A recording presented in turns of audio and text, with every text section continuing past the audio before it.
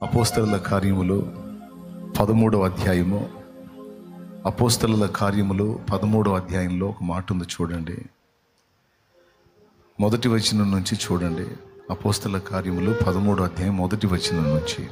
అంతియొకయలోనున్న సంఘములో బర్నబా, నీగేరనబడిన సుమయోను, కురేనీయుడైన లూకియా, చతుర్థాధిపతి అయిన హేరోదుతో కూడా పెంచబడిన మనయోను, సౌలు అను ప్రవక్తులను బోధకులను ఉన్నారు. వారు ప్రభువును సేవించుచు ఉపవాసము చేయుచుండగా పరిశుద్ధాత్మ నేను బర్నబాను సౌలును పిలిచిన పని కొరకు వారిని నాకు ప్రత్యేకపరచుడని వారితో చెప్పాను. అంతటా వారు ఉపవాసం ఉండి ప్రార్థన చేసి వారి మీద చేతులుంచి వారిని పంపిరి. ప్రియులారా, పాత నిబంధనలోనైనా క్రొత్త నిబంధనలోనైనా దేవుడు ఒకరిని కోరుకున్నప్పుడు దేవుడు వారిని గూర్చి ప్రవక్తతో మాట్లాడతాడు. దావీదుని గురించి సమూయేలుతో మాట్లాడాడు.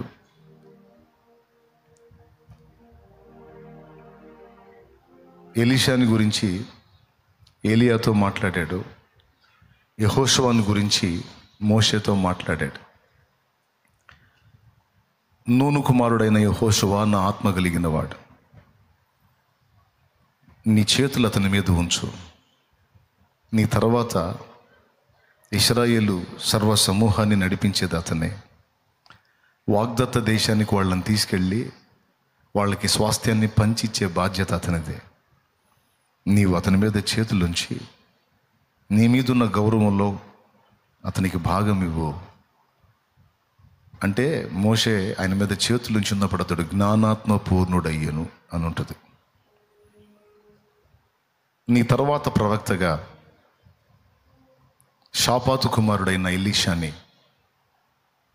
నీ తర్వాత ప్రవక్తగా నువ్వు అభిషేకించు, నువ్వు సిద్ధపరచు, నా కోసం ప్రత్యేకపరచు అంటాడు. అలాగే క్రొత్త నిబంధనలో కూడా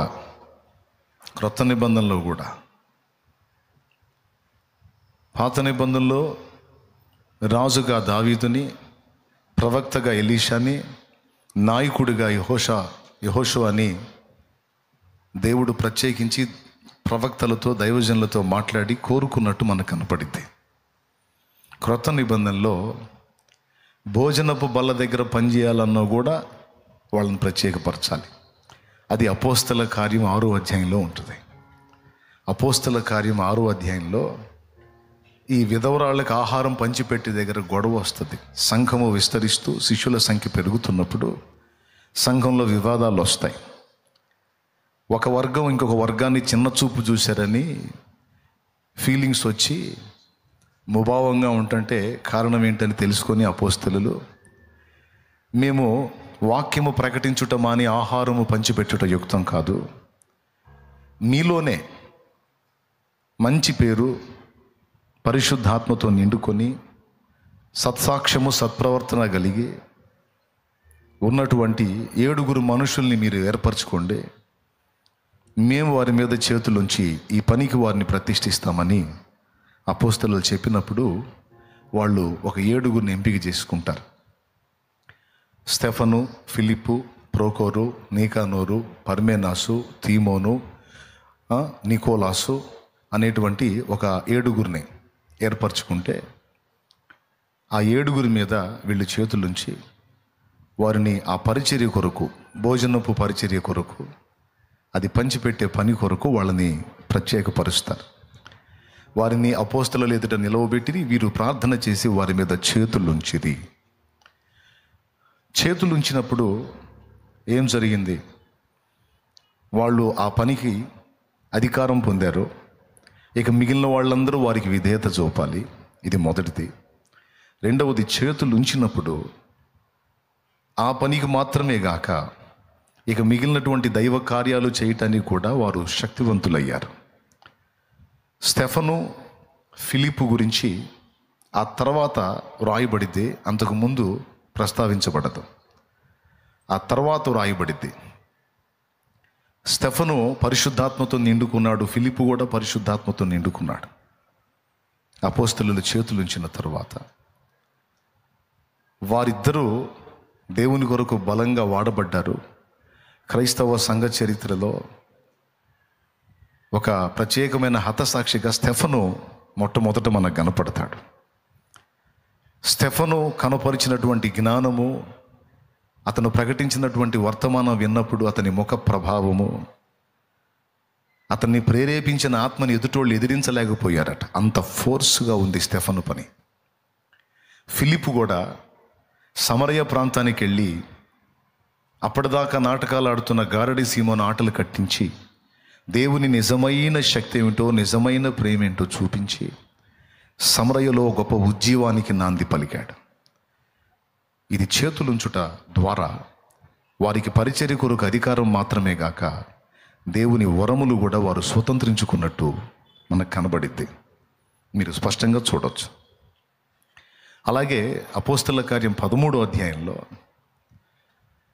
సౌలు బర్నబా, సౌలు అంటే పాత నిబంధన సౌలు కాదు, క్రొత్త నిబంధన సౌలు, సంఘమును మొదట హింసించిన తర్వాత దమస్కు మార్గంలో ప్రభు చేత దర్శనం పొంది మారు మనసు పొంది రక్షణ పొంది యేసే క్రీస్తు అని బలంగా ప్రకటించి క్రీస్తు కొరకు పౌలుగా నిలిచినటువంటి అపోస్తలుడైన పౌలు, ఆ పౌలు బర్నబా ఇద్దరిని దేవుడు కోరుకున్నాడు. వాళ్ళు సంఘంలోనే ఉన్నారు, సంఘములో నాయకత్వానికి లోబడి ఉన్నారు. ప్రభువా, మరి సంఘాన్ని తిరస్కరించకూడదు, నాయకత్వాన్ని తృణీకరించకూడదు, మరి మమ్మల్ని పిలిచిన పని ఏమిటో మాకు స్పష్టపరిచావు, మరి ఆ స్పష్టత నాయకులు కూడా నువ్వు ఇవ్వయ్యా అని వారు ఉపవాస ప్రార్థన చేస్తున్నారంట. వారు ఉపవాసం ఉండి ప్రార్థన చేస్తుంటే పరిశుద్ధాత్మ దేవుడు అపోస్తలులతో మాట్లాడాడు. చూడండి 2వ వచనం, వారు ప్రభువును సేవించుచు ఉపవాసము చేయుచుండగా పరిశుద్ధాత్మ అంటున్నాడు, నేను బర్నబాను సౌలును పిలిచిన పని కొరకు వారిని నాకు ప్రత్యేకపరచుడని వారితో చెప్పాను. పెద్దలతో మాట్లాడాడు, ఇదిగో వాళ్ళని నా కొరకు ప్రత్యేకపరచండి, నేను వాళ్ళని బయటికి తీసుకెళ్ళి వాడుకోవాలి.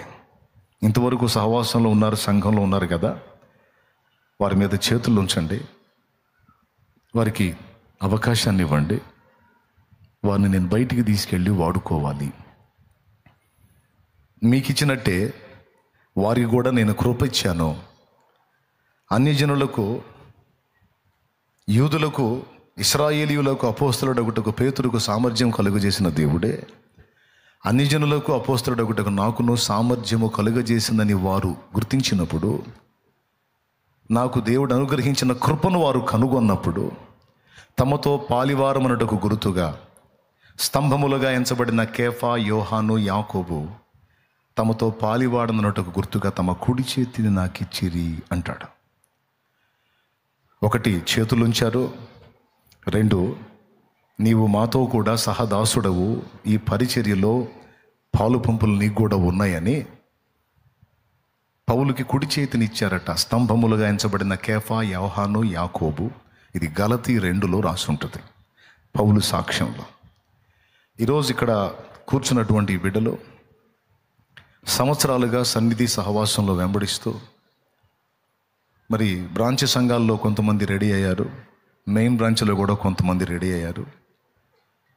ఈరోజు వారిని దేవుడు మరి వాస్తవం ఉపవాస ప్రార్థనలో మరి పూనుకున్నప్పుడు దేవుడు ఏదన్నా మాట్లాడతాడేమో, ఇంకా ఎవరైనా సిద్ధపరచమంటాడేమో అని కనిపెట్టుకునే అలవాటు మాకుంది. దేవుని కృపను బట్టి అలా ప్రార్థించినప్పుడు ఈ బిడ్డల్ని దేవుడు స్పష్టపరిచాడు. వీరితో పాటు ఇంకొంతమంది ఉన్నారు, బహుశా వారు కూడా ఆశించి ఉండొచ్చు, మమ్మల్ని కూడా దేవుడు ఈసారి పిలుస్తాడేమో అని. సమయం ఉంది నాయన, సిద్ధపడండి, ఈసారి బ్యాచ్లో మీరు రావచ్చు. దేవుడు ఎవరిని తృణీకరించడు, అందరికీ ధారాళముగా కృప దయచేయువాడు. అయితే మన సమయము కాదు, ఆయన సమయములో అభి అనే ఆ చిన్నోడు ఉన్నాడు. దాదాపు ఎన్నిసార్లు వాని పేరు అడ్డగించబడిందంటే ఎన్నిసార్లు? 6 సార్లు వాని పేరును దేవుని ముందు ఉంచటం, ఇప్పుడు కాదు తర్వాత ఇలా అభిషేకాలు జరిగినప్పుడల్లా పాప మనోడి ముఖం చూడతయ్యేది కాదు. ఎందుకంటే అసలు ఎందుకు నేను ఎక్కడ తేడా పడుతున్నాను, నన్నెందుకు కోరుకోవట్లే దేవుడు, నన్నెందుకు పిలవట్లా, నాకెందుకు రావట్లా పిలుపని చాలా ఫీల్ అయ్యేవాడు. ఒక 2 రోజులు మనిషి అయ్యేవాడు కాదు. అలాగే ఇక్కడ కూర్చున్న వాళ్ళల్లో ఎవరి పేరైనా దేవుడు ఇవ్వకపోతే మీరు అలా ఫీల్ అవ్వద్దు. ఆయన సమయంలో ఆయన తీసుకొస్తాడు. ఆ మధ్యకాలంలో వానికి సమయం ఇచ్చాడు. ఎక్కడ మెయిన్ మీటింగ్స్లోనా నీకు అవకాశం వచ్చింది? ఇక్కడే ఫాస్టింగ్స్లో దేవుడు అవకాశం ఇచ్చాడు. ఇప్పుడు కడప ప్రాంతంలో వాడబడుతున్నాడు. కడప ప్రాంతంలో వాడబడుతున్నాడు. అట్లాగా దేవుడు అక్కడ సిద్ధపరిచి అభిషేకింపజేసి తీసుకెళ్ళాడు. అట్లాగే నాయన ఎవరి మీద ఎలాంటి అభ్యంతరాలు లేవు. నా బిడ్డలందరి మీద నాకు ఇష్టం ఉంది. నమ్మకస్తులు, కష్టపడతారు. అయితే దేవుని సమయం నెక్స్ట్ మీకు అవకాశం ఇస్తాడు. ప్రస్తుతం వీళ్ళని పిలిచాడు. ఇంతవరకు వారి జీవితాలు ఎలా ఉన్నాయో ఇక నుంచి వారి జీవితాలు బలిపీఠం ఎక్కుతున్నాయి. బలిపీఠం ఎక్కుతున్నాయి. ఓ దైవజనుడు అన్నాడు, తల మీద చేతులు ఉంచటం అంటే తలంపుల మీద చేతులు ఉంచటం అని.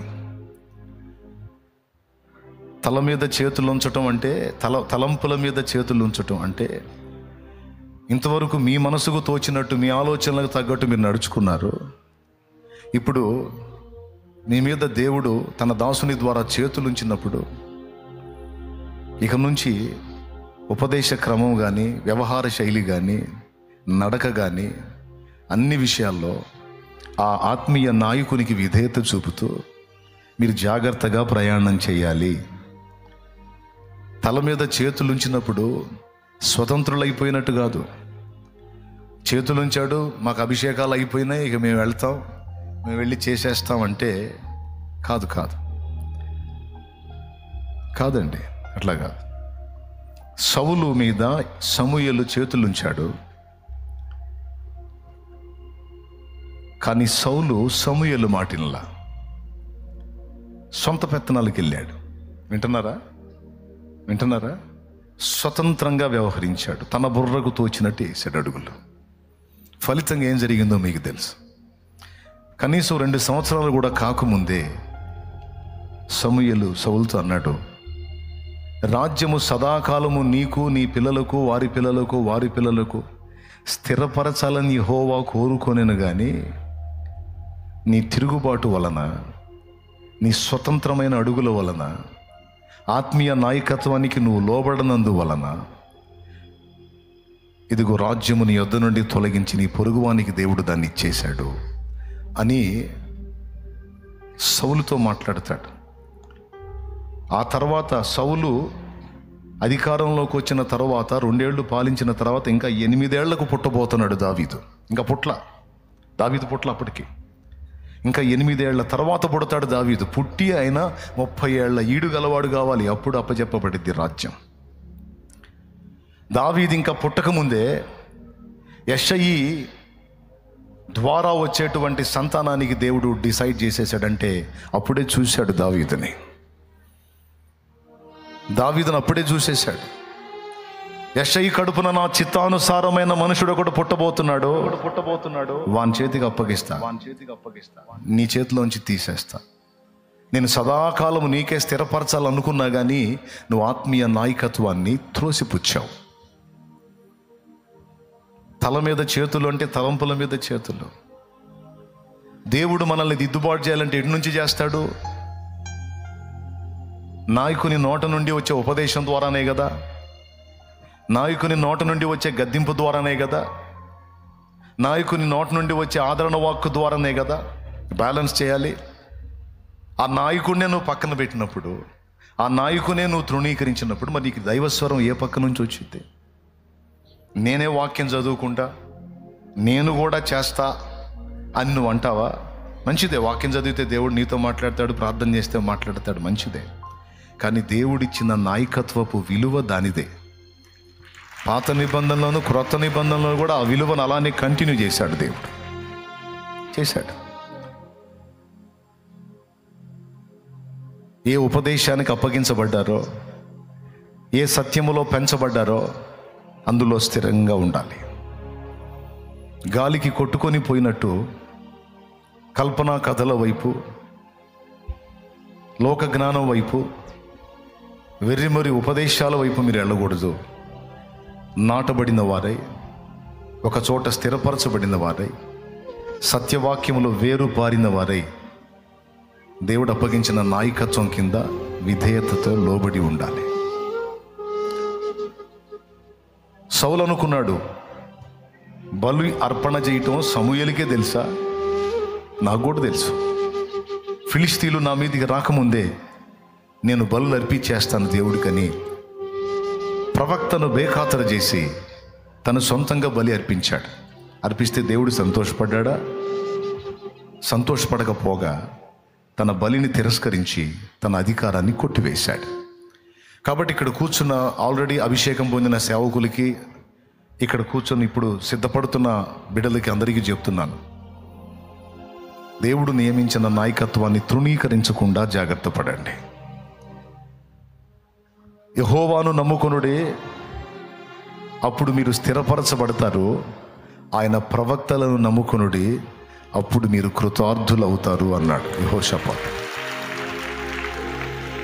స్థిరపరచబడాలి అంటే దేవునిలో, కృతార్థులు అంటే పరీక్షలో పాస్ అవ్వాలంటే ప్రవక్త నడిపింపులో, దేవుడు ఏర్పరిచిన నాయకత్వపు నడిపింపులో ముందుకు కొనసాగాలి. ఎప్పుడూ తిరుగుబాటు చేయకుండా జాగ్రత్త పడాలి. ఒక సమయం వచ్చింది, వినండి, జాగ్రత్తగా వినండి, కూర్చున్నాళ్ళు అందరూ వినండి. ఆ పరిపూర్ణత మీలో కనిపించినప్పుడు, మీరే 10 మందిని తయారు చేసే ఆత్మీయ నాయకత్వపు కొలత మీకు వచ్చినప్పుడు, ఆ నాయకుడే చెప్తాడు మీకు, నాయనా నువ్వు ఇంకా అనేక మందిని తయారు చేసే యోధుడుగా తయారయ్యావు, సత్యవాక్యం నీకు అర్థమైంది, స్థిరపరచబడ్డావు, నాయకుల్ని కూడా తయారు చేశావు, చక్కగా చేయనాయనా, ఇంకా పొద్దస్తమానం నాకు కనపడాల్సిన అవసరం లేదు, వెళ్ళి జాగ్రత్తగా దేవుని పని చేయని ఆయనే వదిలేస్తాడు నాయకుడు. ఆ పరిపక్వత నీలో కనపడ్డదాకా నిన్ను హెచ్చరిస్తాడు, బాయ్ కనపడతా ఉండు, కాస్త అమ్మా కనపడతా ఉండరా తల్లి అని పిలుస్తుంటాడు. ఆ పక్వత నీలోకి వచ్చినప్పుడు, ఆ బ్యాలెన్స్ నీకు అర్థమైనప్పుడు ఆయనే పంపిస్తాడు, వెళ్ళి స్వతంత్రంగా చేసుకోపో. లేదన్నా నేను చేస్తూ ఉంటాను, నీతోనే నేను ప్రయాణం చేస్తానని ఏలియాను వదలకుండా అంతవరకు హత్తుకున్న ఎలీషా వలె వెంటబడితే దైవజనుడు త్రోసేయడు. నువ్వు ఎలీషాలాగా నన్నే వెంటాడుతానంటే వెంటాడినైనా నీ జీవితకాలం అంటాడు. కాదు నేను స్వతంత్రుడిగా వెళ్ళగోరుతాను అంటే నీ ఇష్టం. విధేయత చూపి లోబడితేనేమో 2 అభిషేకం, పరిపూర్ణ ఫలం. నాకు ఎవరి నాయకత్వం అవసరం లేదు, నేను స్వతంత్రుడు అంటే సౌలు అనుభవంలోకి వెళ్ళే అవకాశం ఉంటుంది కనుక చూసుకొని జాగ్రత్త పడాలి. మొత్తం లేఖనంలో ఉంది, ప్రతిదీ లేఖనంలో ఉంది. ఎంతమందికి అర్థమైంది? కూర్చున్న వాళ్ళకి మీకే అర్థమవుతున్నప్పుడు వీళ్ళకి ఎందుకు అర్థం కాదు? మరి నిశ్చయంగా అర్థమైంది. ఇకపోతే మీకు కూడా ఒక మాట చెప్తున్నాను, ఏంటంటే సంవత్సరాలు గడిచిపోతున్నా దేవుని కోసం ఫలించని పాత్రలుగా మీరు ఉండరాదు. ఒకప్పుడు తెలియదు, ఇప్పుడు తెలుసు. మారు మనసు పొందారు, బాప్తిస్మం పొందారు, పరిశుద్ధాత్మను పొందారు. మీరు ఇతరులకు సువార్త చెప్పాలి. ఇతరుల ఆత్మలను రక్షించడానికి మీరందరూ ప్రయాసపడాలి. మన కష్టాలు, బాధలు, ఇరుకులు, ఇబ్బందులు, అప్పులు, తిప్పులు అన్నిటి గురించి మనం ప్రార్థన చేశాం. తప్పకుండా దేవుడు సమాధానం ఇస్తాడు. ఒకే ఒక్క వచనం మీకు చూపిస్తా, ఒకే ఒక్క వచనం. ఆ వచనం నువ్వు చూసుకుంటే నీ హృదయం నిండుగా ఉంటుంది. రోమాపత్రిక 8వ అధ్యాయము ఒకసారి చూడండి. రోమాపత్రిక 8వ అధ్యాయము 30వ వచనం అనుకుంటాను, నా జ్ఞాపకం సరైతే ఒక్కసారి చూడండి. మరియు దేవుడు ఎవరిని ముందుగా నిర్ణయించునో వారిని పిలిచెను, ఎవరిని పిలిచెనో వారిని నీతిమంతులుగా తీర్చు, ఎవరిని నీతిమంతులుగా తీర్చెనో వారిని మహిమపరిచెను. అక్కడ నుంచి చూడా, ఇట్లుండే మందుము. అది మాట. దేవుడు మనల్ని ముందుగా ఎరిగాడు, నిర్ణయించాడు, పిలిచాడు, ఏర్పరిచాడు, నీతిమంతులుగా తీర్చాడు, మహిమపరిచాడు. మారు మనసు పొంది, పాప క్షమాపణ నిమిత్తం పొంది, బాప్తిస్మం పొంది ప్రభువుకు చెందిన వారమైన మనందరికీ ఆ 30వ వచనం వర్తిస్తుంది. దేవుడు ఎవరిని ముందుగా ఎరిగనో వారిని నిర్ణయించను, ఎవరిని నిర్ణయించనో వారిని పిలిచెను, ఎవరిని పిలిచెనో వారిని నీతిమంతులుగా తీర్చెను అన్న వాడాడు. నీతిమంతునిగా నన్ను తీర్చి నీదు ఆత్మతో నన్ను నింపినందునా నీవు చూపిన నీ కృపని మరువలేను. మనల్ని నీతిమంతులుగా తీర్చాడు. నీతిమంతులుగా తీర్చి వదిలేలా మహిమపరిచాడు. అలా మహిమపరచబడిన జీవితాలు మనై, శాపము నుండి విడిపించబడిన జీవితాలు మనై, పాపము యొక్క కాడి క్రింద నుండి విడుదల పొందిన జీవితాలు మనై, దేవుడు ప్రత్యేకించుకున్న జీవితాలు మనై. కాబట్టి మనకి సరిపోయిన వాగ్దానం ఆ 31లో ఉంది చూడు. ఇట్లుండగా ఏమందుము అన్నాడు. దేవుడు మన పక్షమునుండగా మనకు విరోధి ఎవడు? అద్దండి, దేవుడు మన పక్షమునుండగా మనకు విరోధి ఎవడు? ఆ తర్వాత తన సొంత కుమారుని అనుగ్రహించుటకు వెనుక తీయక మన అందరి కొరకు ఆయనను అప్పగించిన వాడు ఆయనతో పాటు సమస్తమును మనకెందుకు అనుగ్రహింపడు? ఎంత అద్భుతమైన మాట చూడు. ఆయనతో పాటు సమస్తమును మనకెందుకు అనుగ్రహింపడు? అనుగ్రహించడని మీరు ఎందుకు అనుకుంటున్నారని పాయింట్అవుట్ చేస్తున్నాడు పరిశుద్ధాత్మ దేవుడు. దైవ కుమారుడు నీకు అనుగ్రహించబడ్డా? నాకు అనుగ్రహించబడ్డాడన్న వాళ్ళు చేతులు ఎత్తండి. నాకు అనుగ్రహించబడ్డాడు యేసయ్యా, నాకు దొరికాడు యేసయ్యా, నాకు అప్పగించబడ్డాడు యేసయ్యా అన్నోళ్ళు చేతులు ఎత్తాలి. 2 చేతులు ఎత్తండి. అనుమానం లేదుగా? దేవునికి స్తోత్రం. హల్లెలూయా. దూరదేశం పోతానుమే, ఓడలో ఛార్జీకి మాత్రమే ఉన్నాయి, మరి 3 నెలల ప్రయాణం ఉంది. ఎట్లనన్నా నీ చెవులు ఈ మెడలో తాకట్టు పెట్టి టిక్కెట్కి ఇస్తే చాలు, అవసరమైతే లోపల ఏదో పని చేసుకుంటా నేను దూరదేశం వెళ్ళి పైసలు సంపాదించుకొస్తానని భార్యకి చెప్తే ఆ చెవులు ఆ మెడలో అన్నీ తాకట్టు పెట్టి డబ్బులు తెచ్చిస్తే ఆ టిక్కెట్ కొన్నాడు, ఓడెక్కాడు. అతను అనుకున్నాడు ఓడలో ఏదన్నా పని దొరికిద్ది, చేసుకుందాం, పొట్టబోసుకుందాం ఈ 3 నెలల జర్నీలో అనుకున్నాడు. కానీ లోపలికి వెళ్తే హోటళ్లలో ఎక్కడ ఏ దానిలో ఆయన చూస్తే ఎక్కడ ప్లేస్ లేదు, అందరూ పనోళ్ళు ఉన్నారు. అతనికి ఒక్క పని కూడా దొరకలా. ఒక రోజు అయిపోయింది, ఆకలి అవుతుంది, అందరు తింటున్నారు, తను తినలేకపోతున్నాడు. ఎందుకంటే పని లేదు, డబ్బులు లేవు. డబ్బులుంటే ఓడలో హోటల్ ఉంటుంది, పోయి తినొచ్చు, డబ్బులు లేవు. 2వ రోజు అయిపోయింది, మలమల మాడిపోతుంది పొట్ట. మళ్ళీ వెతికాడు ఏదన్నా పని దొరికిద్దాం, ఎక్కడ పని లేదన్నారు. 3వ రోజు గడిచింది, మలమల మాడిపోతున్నాడు. ఇక 4వ రోజు ఉండబట్టలేక హోటల్లోకి వెళ్ళి తెగించి తిన్న తర్వాత ఏం చేస్తారు, కక్కించలేరుగా, అప్పుడన్నా ఏదో పని చెబుతారు, చేసి తీర్చేద్దామని తనకు కావాల్సినవి అన్నీ తిన్నాడు. కడుపు నిండా 3 రోజులది నింపి పడేశాడు. తెగించి తిన్నాడు. తిని ఆ బిల్లు కట్టించుకుంటారు కదా, కౌంటర్ దగ్గరికి వెళ్ళి, సార్ నా దగ్గర డబ్బులు లేవు, కానీ కడుపు నిండా తిన్నాను, మీరు ఏదన్నా పని చెబితే చేస్తాను అన్నాడట. అప్పుడు అతను అన్నాడు, బిల్లు ఎవరు కట్టమన్నారు నిన్ను అన్నాడు.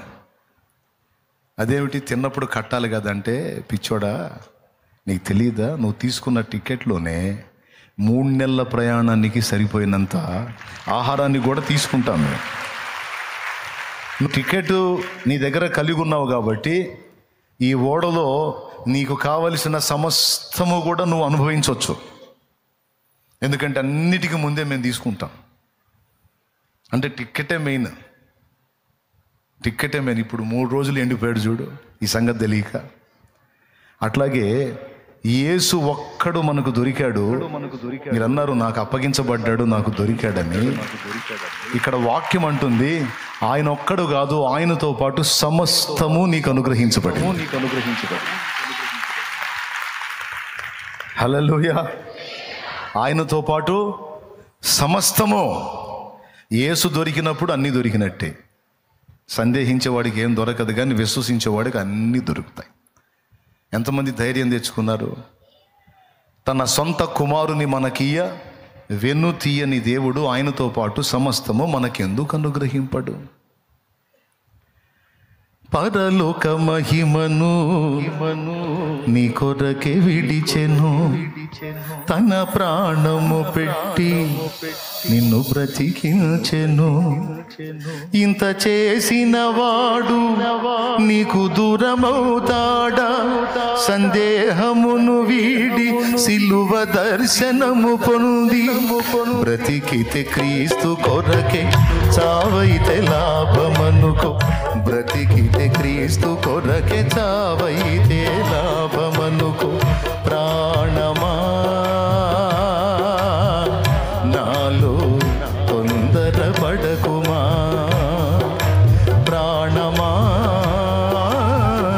నాలో తొందరపడకుమా. ఎందుకింక కన్నీరు, ఎందుక వేదన? నీ దుఃఖ దినములన్నీ సమాప్తమైనవని తెలుసుకొనేస్తమా, యేసయ్య మాటిది. ఆ వాగ్దానాన్ని ఎంతమంది నమ్ముతున్నారు? తన సొంత కుమారుని నీ కోసం ఇచ్చినోడు, తన ప్రియమైన కుమారుని, జనితైక కుమారుని, అద్వితీయ కుమారుని బాప్తీసం పొంది నీళ్లలోంచి ఒడ్డుకొచ్చినప్పుడు అక్కడుండి ఆయన ఏమన్నాడు? ఇదిగో ఈయన నా ప్రియ కుమారుడు, ఈయన యందు నేను ఆనందించుచున్నాను అన్నాడు. అంత ఇష్టమైన కుమారుణ్ణే నీ కోసం అప్పచెప్పాడంటే నిన్ను ఎక్కువ ప్రేమించాడా, ఆ కుమారుని ఎక్కువ ప్రేమించాడు? ఒక్కసారి చెప్పు నాకు. అసలు ఆ కుమారుడు ఎక్కడా? ఆయన నీతి ఎక్కడా? ఆయన పరిశుద్ధత ఎక్కడా? ఆయన ప్రేమ ఎక్కడా? ఆయన విధేయత ఎక్కడా? ఆ తండ్రికి మన బతుకులేంటి? యేసయ్య అంత విధేయత ప్రేమ తండ్రి ఎడల మనకుందా? బతుకంతా తిరుగుబాట్లేగా. అయినా సరే ఆయన ప్రేమ చూడు, దేవుని ప్రేమ. అంత గొప్ప కుమారుని కంటే కూడా మనల్ని ఎక్కువ ప్రేమించాడంట. అదే మాట, దేవుడు లోకమును ఎంతో ప్రేమించనంటే అర్థం. అది ఎంత ప్రేమించాడంటే అంత ఇష్టమైన కుమారుని కూడా మన కోసం సిలువను ఎక్కించడానికి ఇష్టపడ్డాడు. స్తోత్రం. కాబట్టి ఈ విషయాల్ని మీరు గ్రహించాలి. అంత ప్రియ కుమారుని నీ కోసం అప్పజెప్పినప్పుడు నిన్ను పస్తులు ఉంచుతాడా, వస్త్రహీనతలో ఉంచుతాడా, రోగంలో పడేసి అక్కడే కూర్చోబెడతాడా, శాపానికి అప్పగిస్తాడా? కుమారుణ్ణి చేసినోడు సమస్తం ఇవ్వడని ఎందుకు అనుకుంటున్నావు అని అడుగుతున్నాడు. కాబట్టి ఆ విషయంలో మీరు అసలు ఆలోచన చేయొద్దు. మళ్ళీ చెప్తున్నాను, నీకు ఎప్పటికీ ఏం కావాలో ముందే అన్నీ సిద్ధపరచబడి ఉన్నాయి, అన్నీ రెడీ చేయబడి ఉన్నాయి. నీకు తెలియదు ఆ సంగతి. అన్నీ సిద్ధం చేసి కూర్చున్నాడు. తగిన కాలం మంది ఒకటొకటిగా అన్నీ నీ చేతికి వస్తాయి. కాబట్టి నువ్వు దృష్టించాల్సింది అవి కాదు. మారు మనసు పొంది, పాప క్షమాపణ నిమిత్తం బాప్తిస్మం పొంది, పరిశుద్ధాత్మను పొంది, దేవుని సంఘములో చేర్చబడిన నీవు దేవుని కొరకు, ఆత్మలను రక్షించుట కొరకు భారం కలిగి ఉండాలి. ఇది మొదటి సంగతి. రెండవది, ఇక్కడ కూర్చున్న ఈ బిడ్డలాగా మీరు కూడా దైవ సేవకి సిద్ధం అవ్వాలి. ఆ మొక్క చెప్పడానికి ఇంతసేపు చెప్పాను. దేవునికి స్తోత్రం. హల్లెలూయా. యేసు ప్రభుని జస్ట్ యూజ్ చేసుకోవటం కాదు, యేసు ప్రభు కోసం మనం యూజ్ అవ్వాలి. దేవుణ్ణి వాడుకోవటం కాదు, దేవుని కోసం వాడబడిందే ధన్యకరమైన జీవితం. నేనైతే కోరుతా ఉన్నాను, ఇంకా మీలో అనేక మంది ఇక్కడ కూర్చోవాలని, మీలో అనేక మంది నాతో నిలబడాలని, మీలో అనేక మంది నాతో కలిసి నా ప్రభు సేవలో జత పనివారు కావాలి అని కోరుకుంటున్నాను. ఆమేన్, ఆమేన్. ఈరోజు ఇక్కడ కూర్చున్న వీళ్ళందరూ ఒకప్పుడు అక్కడ కూర్చున్న వాళ్ళే. ఇప్పుడు హోదా మారింది, ఇక్కడ కూర్చోబెట్టాడు దేవుడు.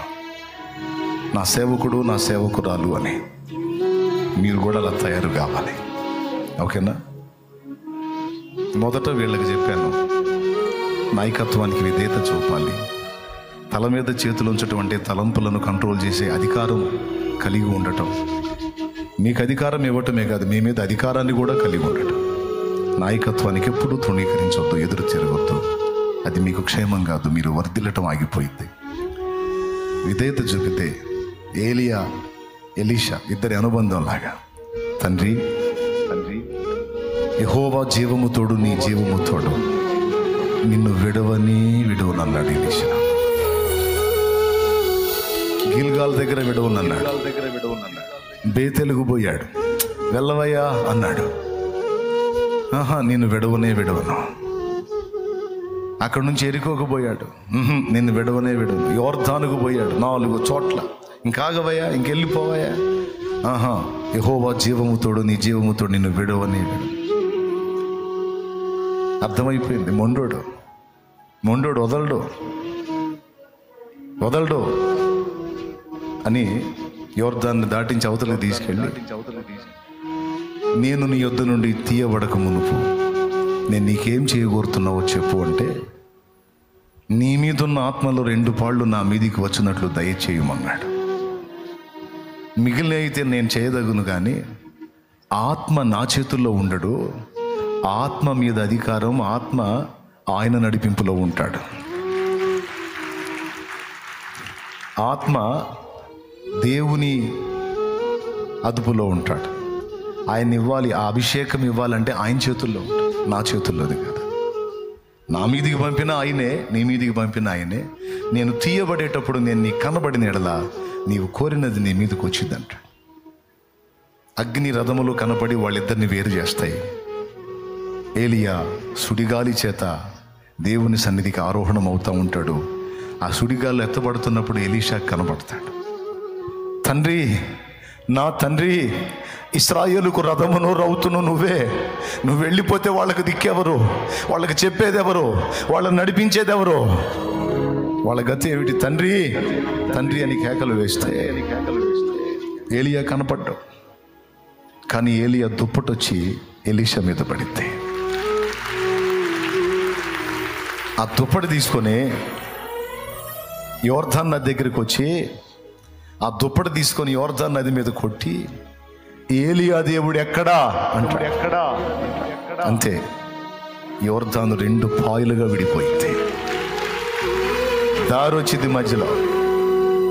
బిడ్డలారా, నాయకులారా, అలాంటి మనసుని సాధన చేయాలి.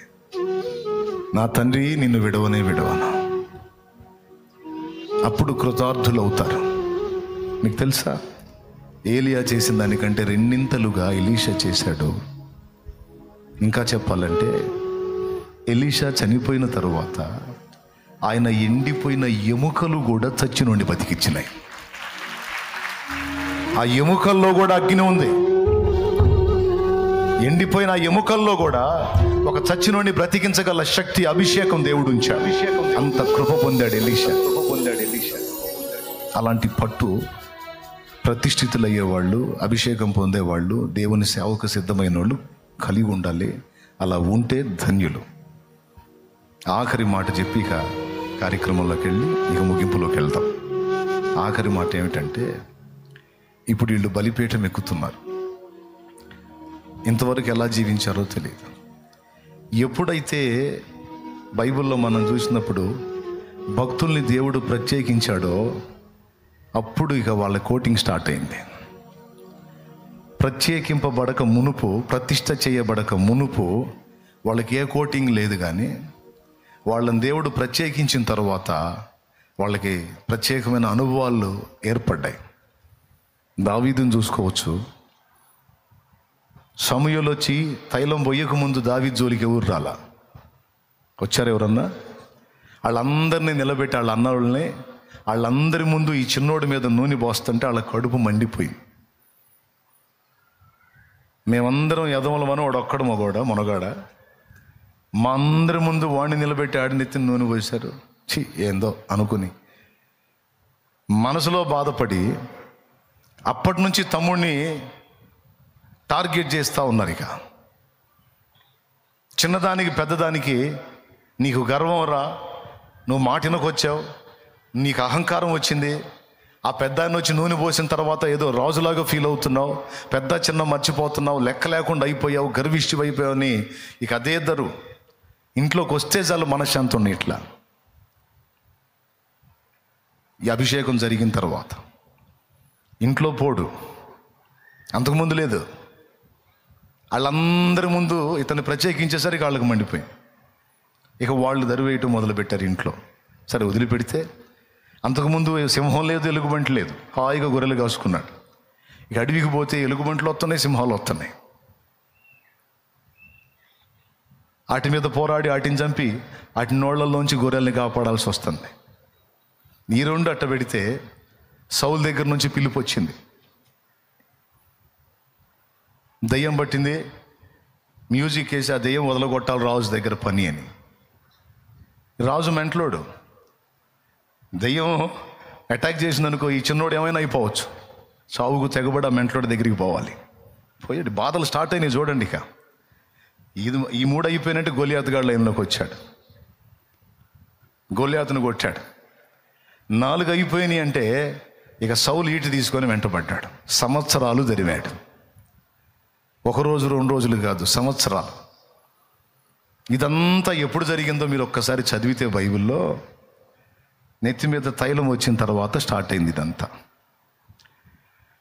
దావీదు అనుకొని ఉంటాడు, నూనె పోసి రాజుని చేస్తాడు అనుకుంటే బూజు పురుగులాగా పరిగెత్తడం అయిపోయింది నా బతుకంతా. రాజు అంటే ఇదేనా? రాజు అంటే ఇదేనా? ప్రాణాలు గుప్పెట్లో పెట్టుకొని అరచేతుల్లో పెట్టుకుని గడగడలాడుతా బతకటమేనా? ఏదో అనుకుంటే ఏదో అయింది అని పాపం ఎంత విలవెల్లాడిపోయాడో. చివరికి దేవుడు నేర్పిన అనుభవాలన్నీ, మరి రాజు అంటే ఒట్టి మాటలు కాదు కదా, రాజుకు అనేక అనుభవాలు ఉండాలి. అందులో దేవుని ప్రజల్ని నడిపించే రాజు. తమ్ముళ్ళారా, మీరు కూడా ఒక సంఘము నీకు అప్పగించబడిందంటే ఆ సంఘానికి నాయకుడు అంటే తండ్రి ఆయనే, రాజు ఆయనే, అమ్మ ఆయనే, అయ్యా ఆయనే. ఈ మాటలన్నీ గ్రంథంలో ఉన్నాయి. స్తన్యమిచ్చు తల్లి తన చంటి పిల్లలను గౌరవించినట్లు మేము మీ మధ్య సాధువులమై ఉంటిమి అంటాడు పౌలు. మీకు ఉపదేశకులు 10,000 మంది ఉన్నా తండ్రులు అనేకులు లేరు, క్రీస్తు యేసునందు సువార్త వలన నేను మిమ్మును కంటిని అంటాడు. అంటే తండ్రిగా చెప్పుకున్నాడు, తల్లిగా చెప్పుకున్నాడు, బెత్తం తీసుకొని వస్తానని టీచర్గా చెప్పుకున్నాడు, అందరినీ కట్టడి చేసేటువంటి ఒక రాజుగా కూడా ప్రవర్తించాడు. నాయకుడు అంటే అది. తల్లి పాత్ర ఎత్తుతాడు, కృంగిపోయినప్పుడు బ్యాలెన్స్ చేయాల్సి వచ్చినప్పుడు తండ్రి పాత్ర ఎత్తుతాడు. నువ్వు తేడా పడితే బెత్తం తీసుకుంటానని టీచర్ పాత్ర ఎత్తుతాడు, బోధకుడి పాత్ర, ఉపాధ్యాయుడి పాత్ర. అలాగే ఒక క్రమం ప్రకారం నిన్ను నడిపించడానికి ఒక నాయకుడు, ఒక రాజు పాత్ర కూడా ఎత్తుతాడు. స్తోత్రం. మరి ఈ పాత్రలో 4 సమర్థవంతంగా నెరవేర్చాలంటే అది ఈజీ కాదు. అది సారె మీద నిర్మించబడాలి, సుత్యవులి చేత చెక్కబడాలి. ఇప్పుడు వీళ్ళకి నెత్తి మీద నూనె రావటంతో పాటు నేను అన్నాను, స్పష్టంగా చెప్పాను, ఏ పనికి వారిని పిలిచాడో అందుకు తగినట్టు ఆయనే వారిని సిద్ధపరచుకుంటాడు. అర్థమైతే కొట్టండి, అర్థం కాకపోతే వద్దు. ఇప్పుడు పిలవక ముందు కోటింగా, పిలవబడ్డ తర్వాత కోటింగా? పొలంలో మట్టిగా ఉన్నప్పుడు దానికి ఏ ఇబ్బంది లేదు. కుమ్మరి వెళ్ళి ఆ మట్టిని తవ్వి తీసుకొస్తే ఏంది నన్ను ప్రత్యేకపరుస్తున్నాడు, ఏంది ఇంతవరకు నేనున్న ప్లేస్ నుంచి డివైడ్ చేశాడు ఏందని సంబరపడింది. మట్టి తీసుకొచ్చాడు, జల్లెడబోశాడు. అప్పటిదాకా దాంతో ఐక్యమై ఉన్న, అనుబంధం కలిగి ఉన్న, ప్రేమ కలిగి ఉన్న రాళ్ళు, రప్పలు, చిల్లపెంకులు, ముళ్ళ తొప్పలు అన్నీ డివైడ్ చేస్తుంటే ఇప్పటిదాకా నా బ్రదర్స్, నా బంధువులు, నా స్నేహితులు అందరినీ విడగొడుతున్నావు, నన్ను ఒంటరిని చేస్తున్నావు. ఇంతవరకు వాళ్ళందరూ నాకు తోడున్నారు. ఆ చిల్లపెంకులు, ఆ రాళ్ళు, ఆ తొప్పలు, ఆ ముళ్ళు నాతో తోడుగా ఉన్నారు. ఇప్పుడు అందరి నుంచి నన్ను విడగొట్టి నన్ను జల్లెడబోసి ఒంటరిని చేసావేమిటి? కుమ్మరి ఏం చేస్తున్నావు? నన్ను అరవాకు నోర్మై అని దాన్ని నీరు చల్లి దాన్ని తడిపి ఇక పిసకటం మొదలు పెట్టాడు దాన్ని. పొలంలో నేనున్నా, నా జోలికి ఎవరు రాలా, నువ్వు వచ్చావు ఏదో చేస్తావు అనుకుంటే నన్ను చాలా ఇబ్బంది పెడుతున్నావు. ఇంతవరకు నాకున్న అనుబంధాలు తెంచేశావు, నన్ను ఒంటరిని చేశావు, నన్ను నీళ్ళల్లో తడిపావు, నన్ను ఇప్పుడు నీ చేతికి వచ్చినట్టు చేస్తున్నావు. ఏం చేస్తున్నావయ్యా? నన్ను ఏం చేస్తున్నావు? దాన్ని పిసికి మళ్ళా నీళ్లు పోసి మళ్ళా మెత్తన చేసి మెత్తగా రెడీ చేసి ఎత్తి గిరగిరా తిరిగేటువంటి ఆ సారి మీద వేశాడు. ఇక సారి ఎక్కిన తర్వాత నా సుఖం దొరికిద్ది అనుకుంటే అప్పుడు స్టార్ట్ అయింది అసలు పని. సారి ఎక్కిన దగ్గర నుంచి సుఖం ఎక్కడ గిర్రా గిర్రా గిర్రా గిర్రా గిర్రా తిరగటం స్టార్ట్ అయింది. అంతటితో ఆగిపోయాడు. మళ్ళీ వ్రేళ్ళు పెట్టి రకరకాల మెలికలు తిప్పుతున్నాడు. ఒక షేప్ వచ్చినప్పుడు అంతటితో ఆగట్ల, మళ్ళా మొదలు పెడుతున్నాడు. రకరకాలుగా మలుస్తుంటే పొలంలో పడున్న మట్టికి ఏ గొడవ లేదు, కానీ ప్రత్యేకింపబడిన మట్టికే ఇన్నగసాట్లు. చివరికి ఏమైంది? అది యజమాని వాడుకొనుటకు అర్హమైన పాత్రగా రెడీ.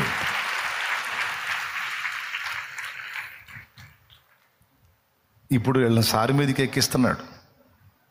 ఇక కొంత పని అయింది, సంఘంలో ఉన్నందువల్ల ఉపదేశం ద్వారా కొంత పని అయింది. ఇప్పుడు ఇంకా ప్రత్యేకపరచుకొని ఇక ఆయనతో కూడా కలిసి పనిచేసే భాగ్యాన్ని ఇస్తున్నాడు. అందుకు తగ్గట్టు దేవుడు సిద్ధపరచుకుంటాడు. ప్రతికూలతలు ఎదురైతే భయపడొద్దు, శోధనలు ఎదురైతే కృంగిపోవద్దు. అవన్నీ దేవుడు నిన్ను సిద్ధపరచడంలో భాగమని ఎరిగి, కుమ్మరికి మట్టి అప్పచెప్పుకున్నట్టు మిమ్మల్ని మీరు ఆయనకు అప్పచెప్పుకోండి. తప్పకుండా ఆయన వాడుకోవడానికి అర్హమైన పాత్రలుగా మిమ్మల్ని మార్చుకొని ఆయనే వాడుకుంటాడు.